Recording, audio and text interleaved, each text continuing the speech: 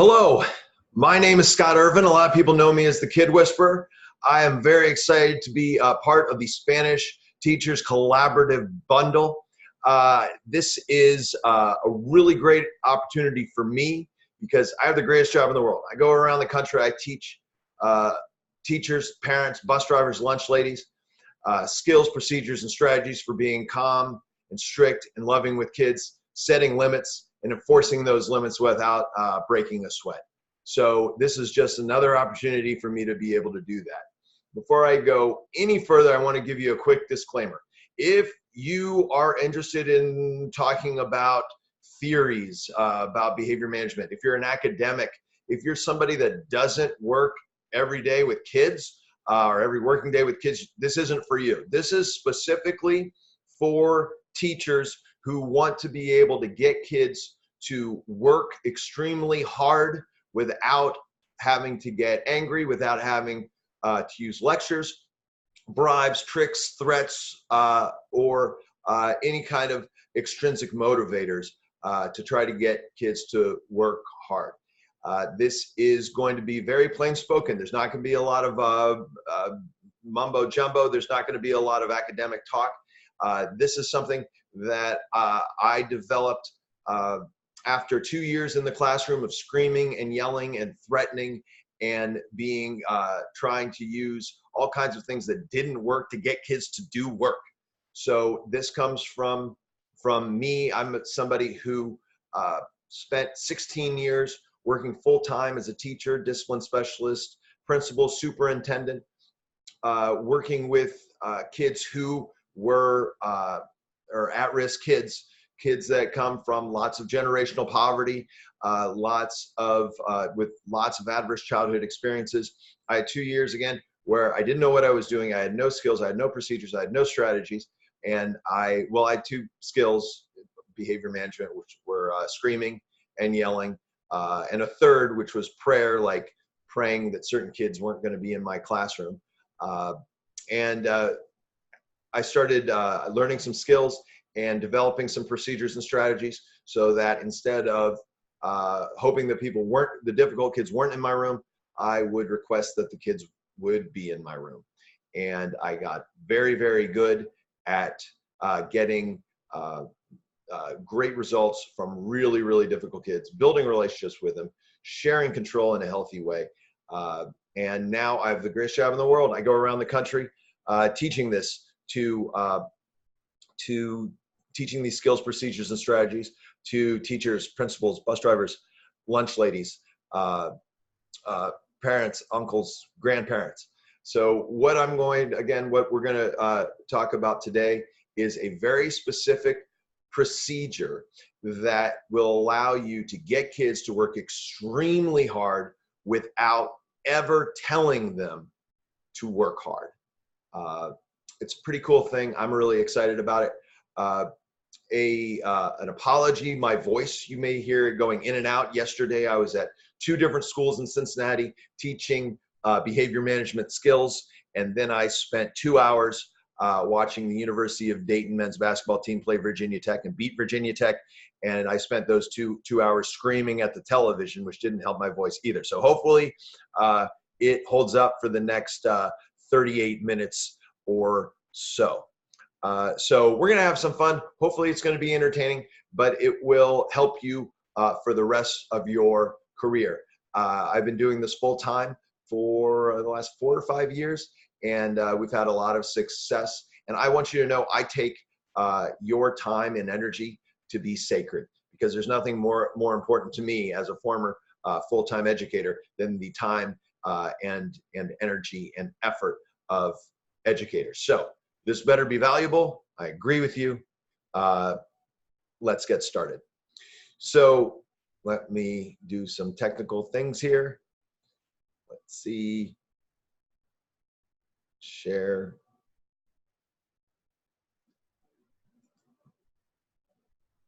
Please hold.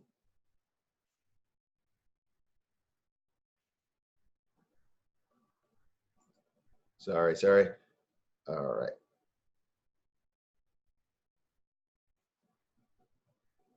Okay, there we go. Sorry about that. All right. So what we're going to be learning about today is something called real world workshop.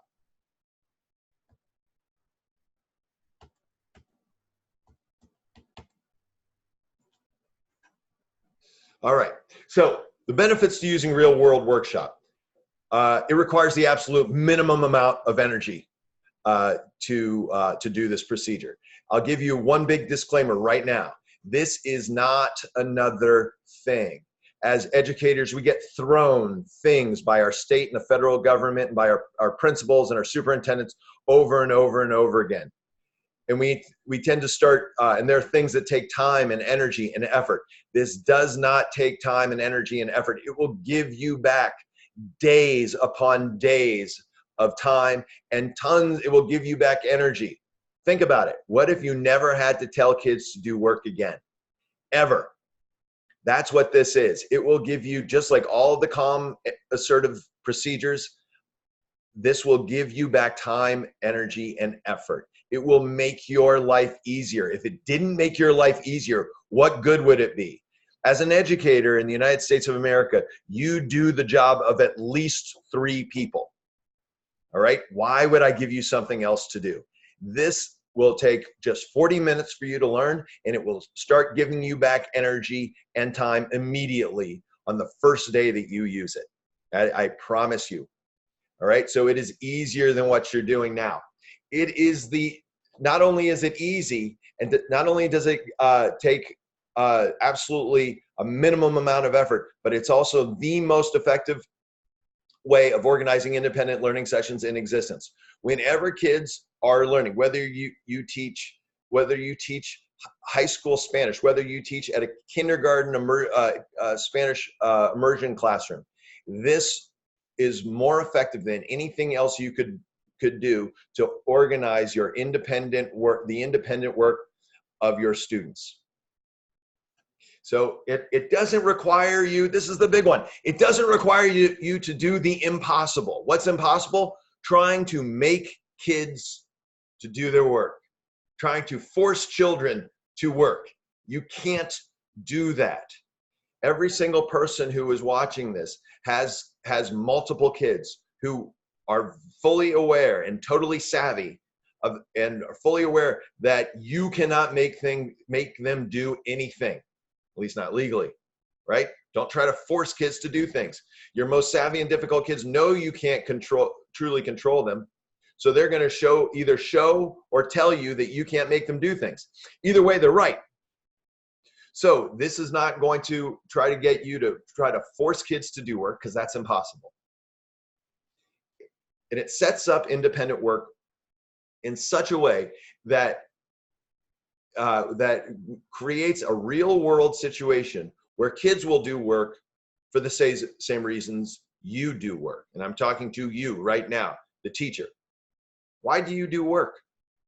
Well, 99% of human beings do 99% of the work they have to do for the same reason, to get it done. I don't know about you, but if you're anything like me, you were told in college by college professors, many of whom had never actually worked with actual children, saying things like, make sure the kids do work for the love of learning. I'm 45 years old. I have no idea what that means. Now, yes, everybody has, hopefully, one thing that most people would call work, but they just do it for the love of doing it. I have that thing. I'm doing it right now. I love doing this very thing. But 99% of adults do 99% of work, not because they love it, but because it has to get done. Why do we want to get things done? So we can do things that we would rather do, right? So coincidentally, this afternoon here in Dayton, Ohio, it is fall and there's lots of leaves on the ground. I have to go out and rake leaves. Once I am done raking my leaves, I am not going to go next door and rake my neighbor's leaves or start raking everybody else's leaves. What am I going to do when I'm done raking my leaves? I'm going to stop. I'm going to come inside. I'm going to watch Netflix. Why am I going to watch Netflix? Because I'd rather watch Netflix than rake leaves. When we are done with work, we should be done with work. I'm going to show you how to create that real world situation in your classroom, because the real world trains us to work hard as long as the real world is allowed to happen for us. So I work hard, I work fast, I work effectively so I can stop working. That's why you work as well, all right? We're going to create that reality in your classroom while still having instruction happening bell to bell for kids, unless they are in certain supercharging situations. That'll make sense a little bit later.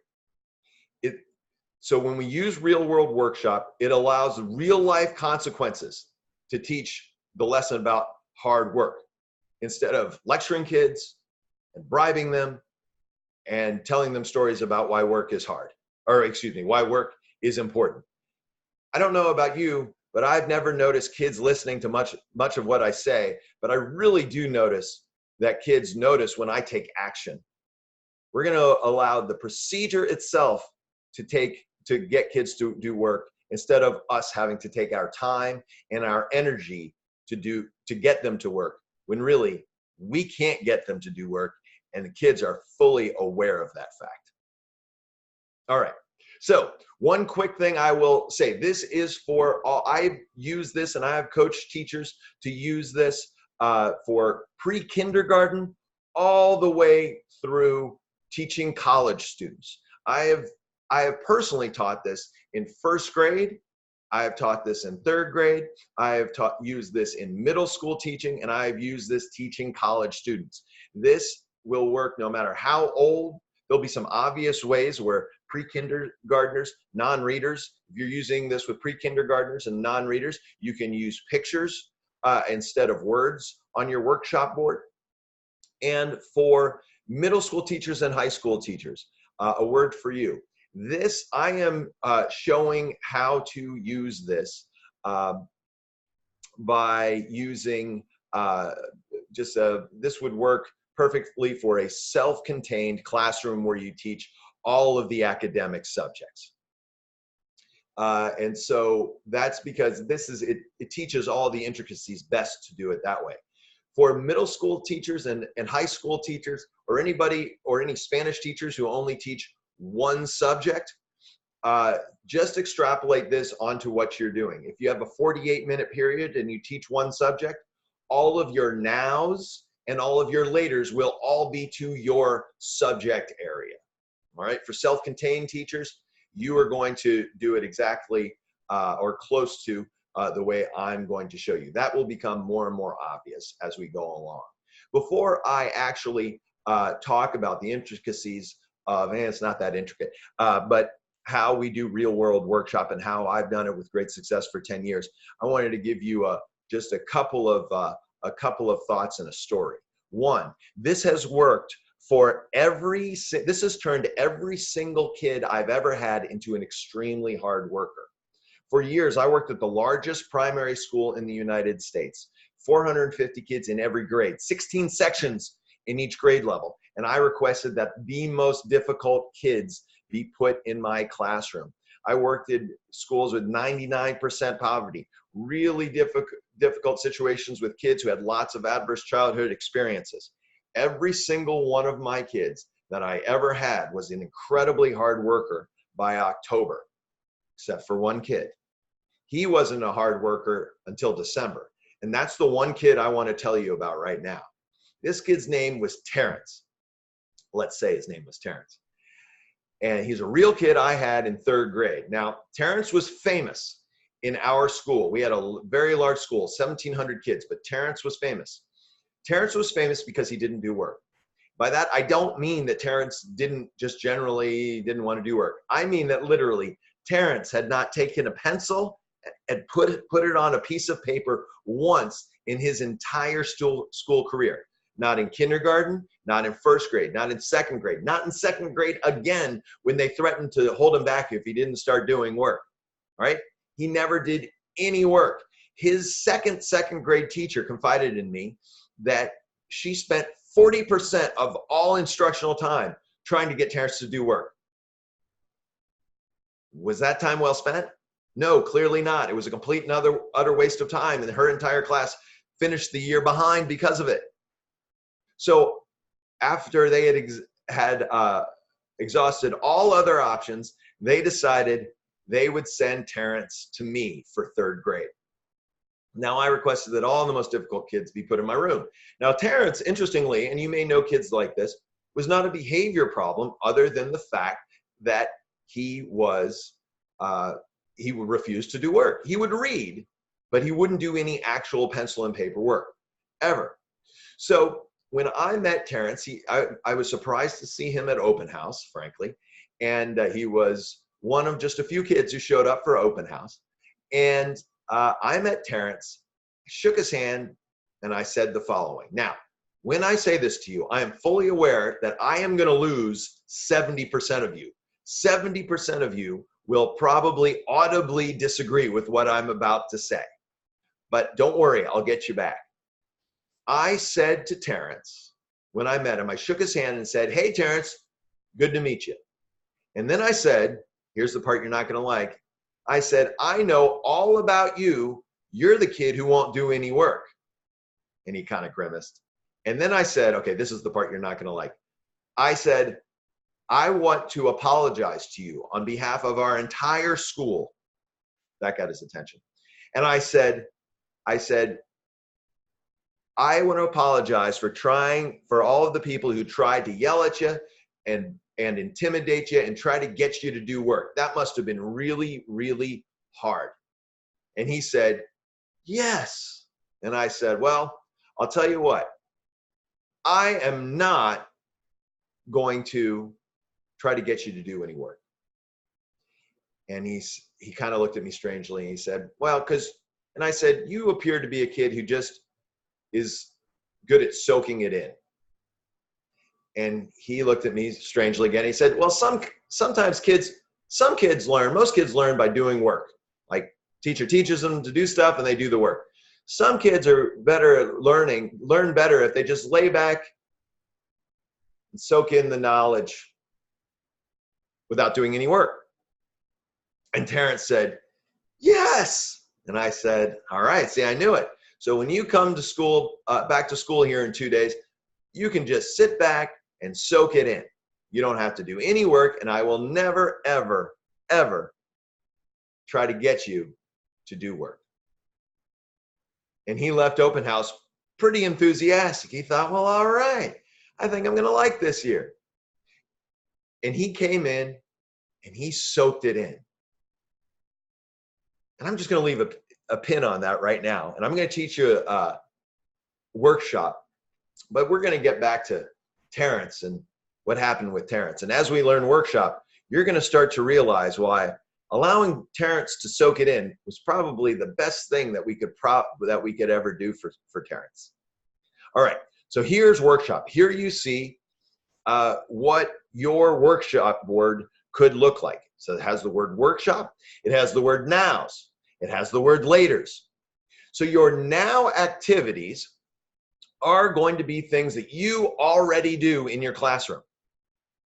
So you are going to, just like you already do, you're going to teach how to do something. You're going to teach to one standard, and then you are going to have them practice that standard. The way that you have them practice that standard is the now activity. All right, that's your first now. So for this example, we're doing this as a self-contained classroom where you teach all of the academic standards. For you guys, there's a good chance it might be a Spanish immersion classroom where you teach, for an elementary school probably, or an elementary school class where you teach all of the standards.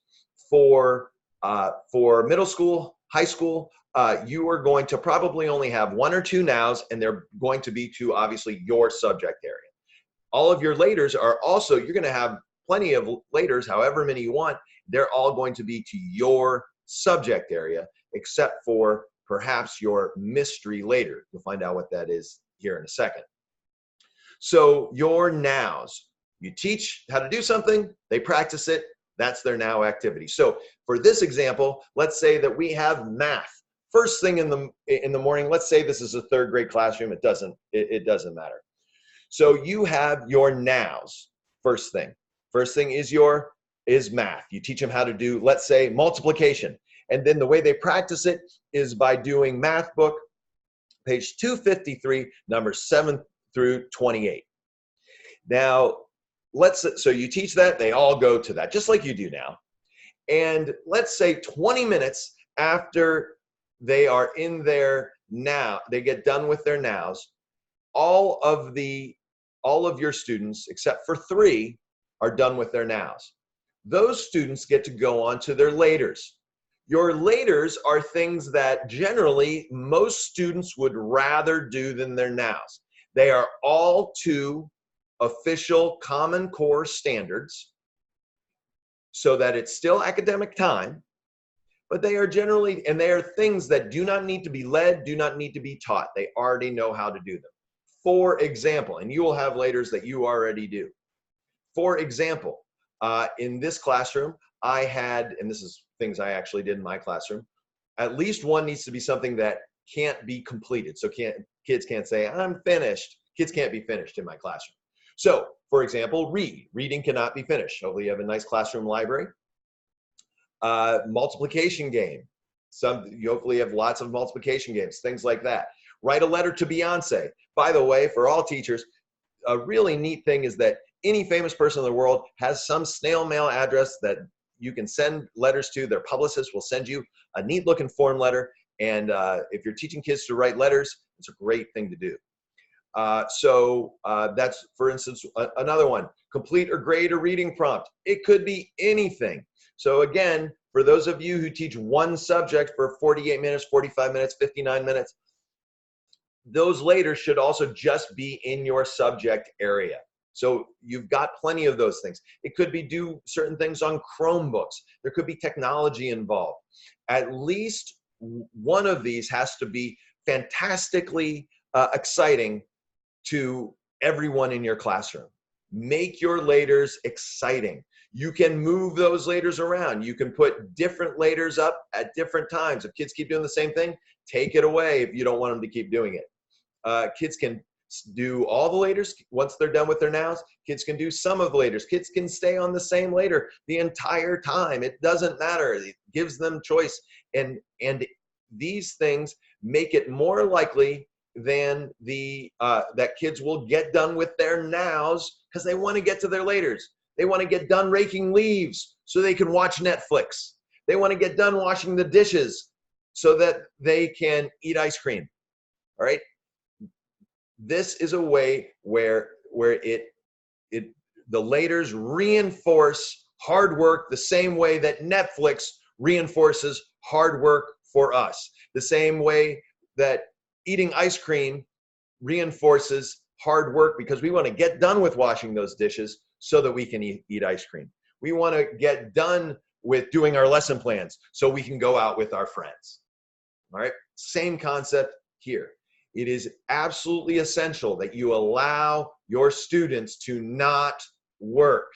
These laters will reinforce hard work.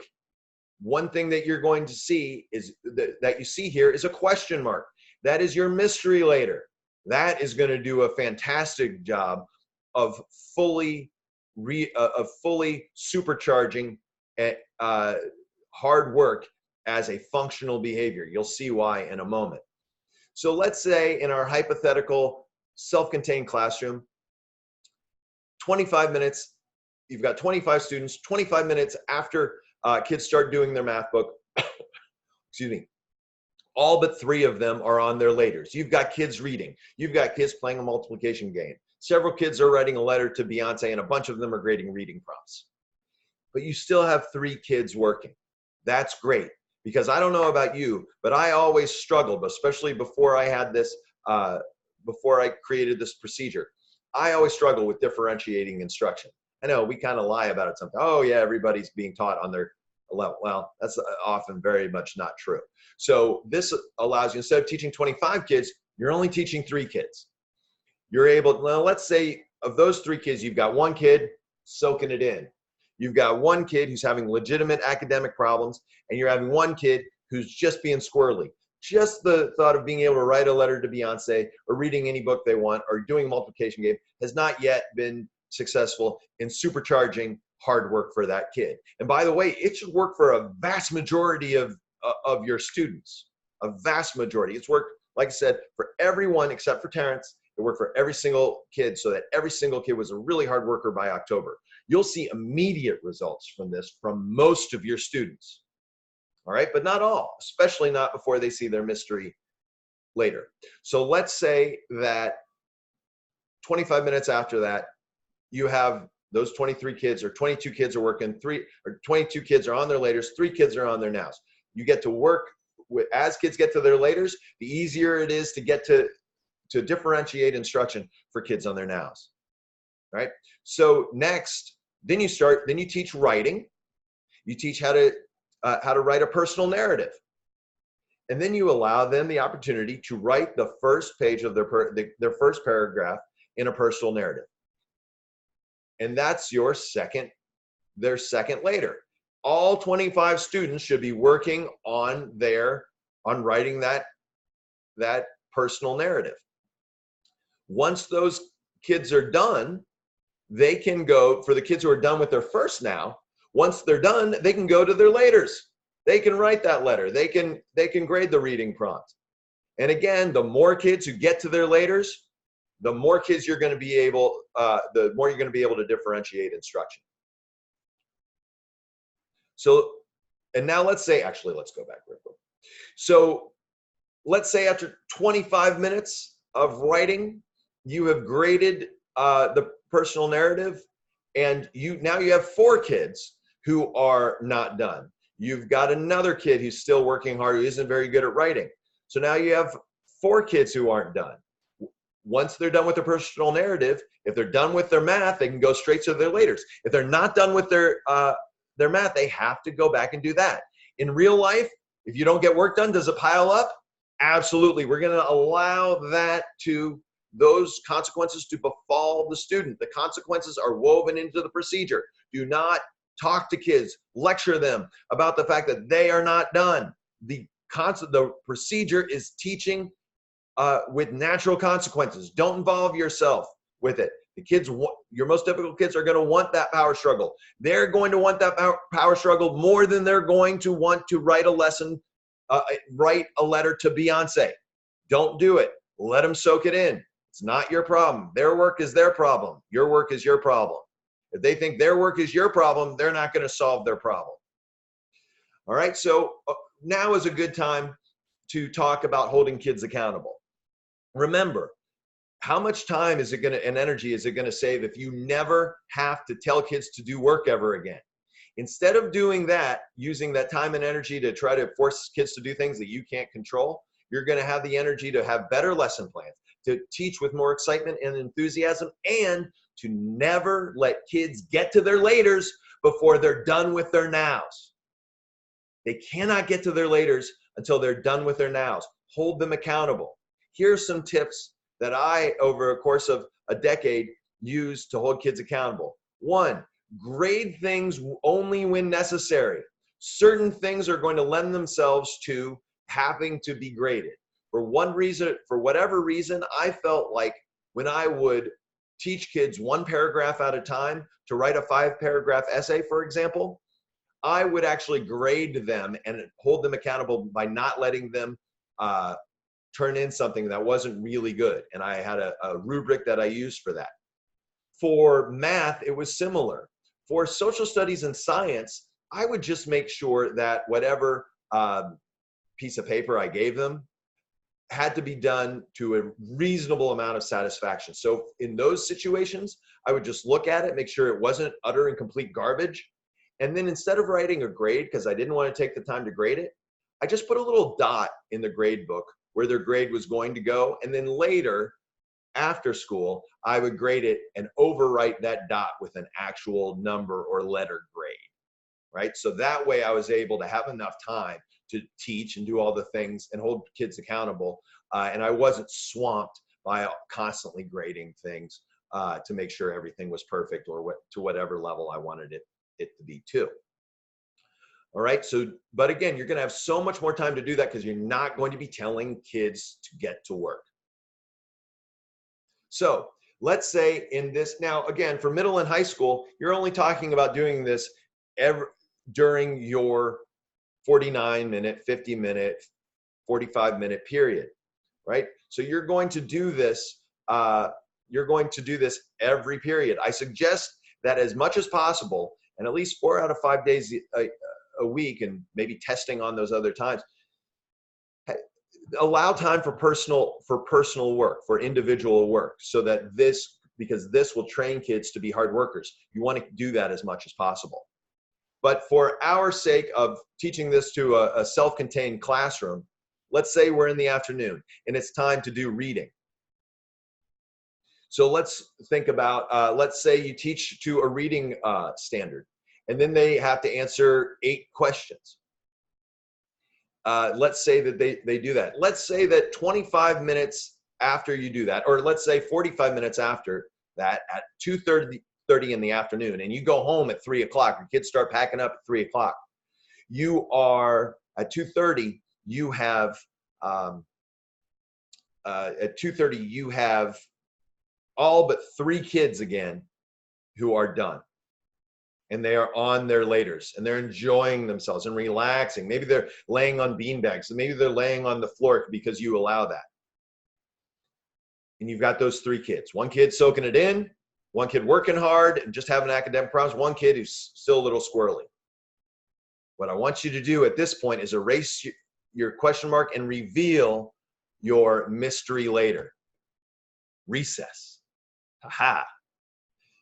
Now we are really supercharging doing our nows, doing the work that needs to be done, which is an incredibly important belief system to have if you're a human being in a free society. That hard work, when you get done with your work, you get to do things you'd rather do.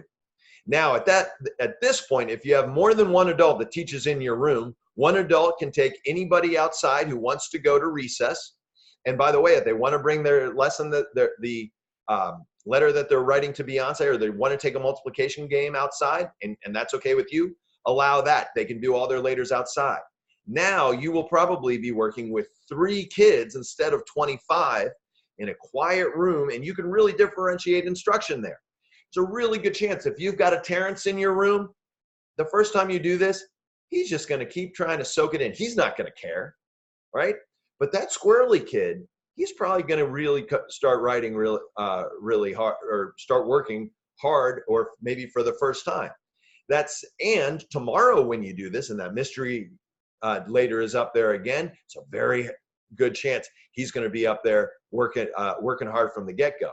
And that kid who's having legitimate academic issues, he might get a little anxious, but you're going to be there to calm him down and say, hey, let's work on this together. And you're going to be working with 2 kids. You're not going to work with the kid who refuses to work. You're not going to say anything to him. The procedure is doing the teaching instead of you. So, and so then as they get done, they can go out to recess. If you teach all by yourself, that's fine too. When you put recess up, take everybody out, but allow the kids working on their nows to sit in one place all together and work on their nows. And you can help them. If they don't want or need help, you can play football with your other students, and they're there. Remember, you still have to teach them. You're still their teacher, but they're going to be extremely motivated to go and work hard. So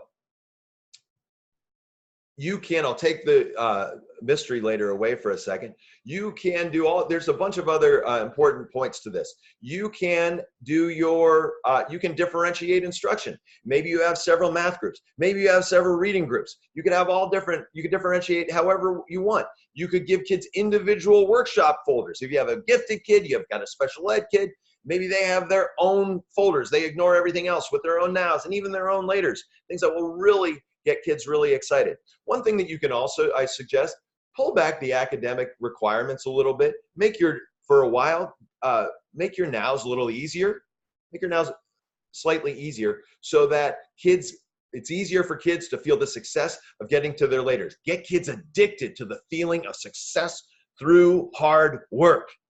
That's what this is about. Get them addicted to that. You could also, if does anybody struggle with getting kids to do homework? You don't have to struggle with that again. Just have that as an all-time now. Kid says, I didn't do my homework. You say, hey, don't worry about it. The kid says, what am I going to do? And you can say, I don't know. What are you going to do? Point to the now. Say, I could do it as a now. Absolutely. But they have to do their other work first. You can have today's homework as an all-time later. Once kids get done with their nows, they can start working on their homework assigned for that day. That works great for two different kinds of kids. The easy, studious ones who think, oh, I can benefit from Mr. Irvin's instruction and do my homework quickly. Or kids like I was, who was a kind of a jerk, wanted to get his homework done so he could throw it in his mother's face when she would nag him about doing homework on the way out. And I could do that on the way out to going and playing basketball. I'd say, read it and weep, Mom. I'm already done with my homework, right? Give them this again, reinforces hard work. If it works out for you, your administration and the way your school is organized, once a now has been a now for a long time, you can have kids do it at recess. If you don't like that, if you want kids to always have recess, don't do it. You can also put, if it works for you, old homework as all-time recess work. You don't do your work, you don't go out to recess. That doesn't work for you, don't do it. You can also have a behavioral now. So I show people how to hold kids accountable through the use of consequences instead of anger, lectures, warnings, or threats. Sometimes it's hard to find non-instructional time to do that. Once kids are done with their academic nows, they can have a behavioral now. In this example, they can walk to the door, stop there, and practice not touching people in line for 10 minutes or 12 minutes. You can give them the choice. They say, I'll just do it for 10 minutes. Once they're done with their academic nows, they can walk to the doors and silently stand in line without touching anybody. Then they can go to their laters. So I want to tell you, and here's my contact information. We'll talk a bit about that in a second. But I want to tell you about Terrence. Terrence was my one that wasn't an incredibly hard worker by October. In fact, he didn't do any work in October. He didn't do any work in November. He didn't do any work for midway through December. And one day in December, I'd just given out a social studies experiment as a now. And 5 minutes after the kids had gone and gotten it out of the bin and started working, everybody was working, Terrence walked across the floor and picked up he picked up that now activity. He went to his desk, finished it, and turned it in to the bin. When he picked it out of the bin, everyone gasped. 5 minutes later, when he turned it into the bin, they gasped again. And I still remember what he said as he turned to everybody. He said, as they were all staring at him with their mouths open, he turned to them and said, what, I do work now. And he worked hard for the rest of the year. Two things you need to know about Terrence. One, Terrence had a lot of rough things going on in his life. And even though I'm using an assumed name, I don't feel comfortable talking about it on something that's going out to people all across the country and world. But he didn't have a lot of control at home. I knew bad things were happening, very bad things were happening at home. He didn't have any control at home. What's the one thing he had total control over?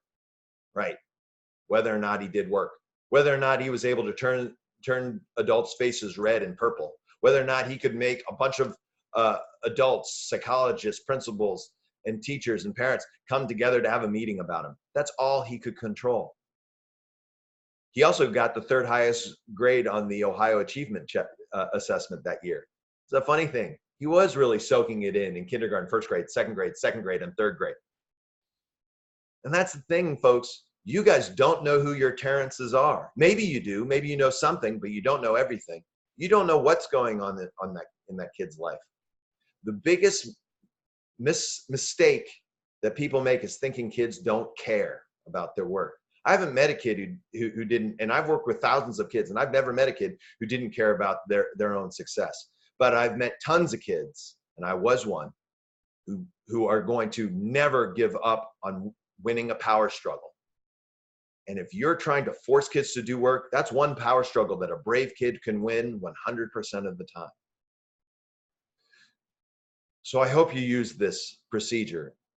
It may save your sanity, and it may save some kids' lives. I'm really excited about you using it. So you have all kinds of contact information for me. If you'd like me to come and teach these things at your school, I've got a very busy schedule, but if we can work it out, I would love to be able to come to your school and teach all of these procedures. You just learned one common assertive procedure for building relationships and sharing control with kids. There's 18 hours of instruction in all for that. I also am an independent facilitator for the 9 essential skills for the Love and Logic classroom. I can teach those 9 skills to your classroom. Those will save your life.